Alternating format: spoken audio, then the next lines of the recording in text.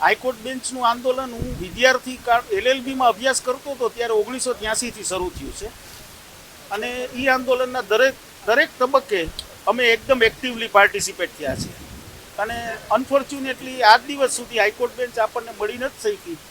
એના માટે ફરી વખત રાજકોટના વકીલોએ સંગઠિત થઈ અને આખા સૌરાષ્ટ્ર કચ્છના વકીલોને ભેગા કરી અને આ હાઈકોર્ટ બેન્ચ રાજકોટને મળવી જોઈએ તે માટેની કાર્યવાહી શરૂ કરેલી છે.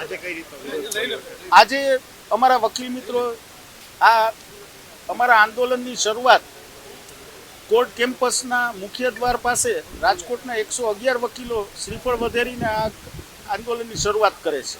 આપને કહું છું ને કે હું વિદ્યાર્થી કાળમાં હતો, વિદ્યાર્થી આગેવાન હતો, ત્યારથી 1983થી આ માંગણી શરૂ થયેલી છે. હકીકતમાં સૌરાષ્ટ્રમાં 1956 સુધી રાજકોટ મુકામે હાઈકોર્ટની પરમેનન્ટ બેન્ચ હતી. સૌરાષ્ટ્રવાસીઓને અત્યારે એમ્સ મળ્યું છે, ઇન્ટરનેશનલ એરપોર્ટ મળ્યું છે. સૌરાષ્ટ્ર કચ્છની જે ભૌગોલિક સ્થિતિ જોઈએ અને સાથોસાથ આપણે ઐતિહાસિક બાબત જોઈએ અને ઇન્ડસ્ટ્રીયલ ડેવલપમેન્ટ જોઈએ તો હાઈકોર્ટ બેન્ચ આપણી પ્રાઇમરી રિક્વાયરમેન્ટ છે.